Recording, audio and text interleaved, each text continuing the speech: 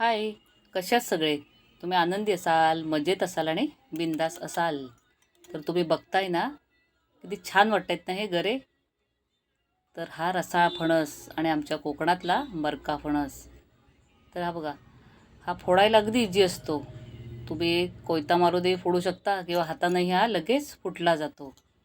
तर मी आईकडे गेले होते आणि आईकडून हा आणलेला फणस आहे. तर हा बघा, इझिली हा फुटला गेला.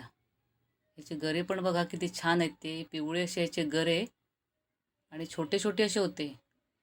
चव इतकी याची छान आहे आणि त्यात तो बाहेरून आणलेला म्हणजे अजूनच गोड आहे की नाही खरं. तर हा गरे काढून अगदी डब्बा भरून फ्रीजमध्ये ठेवला होता, कारण एवढे गरे काय संपणार नव्हते. तर बघायला किती समाधान आणि खायला तर त्याहूनच जास्ती.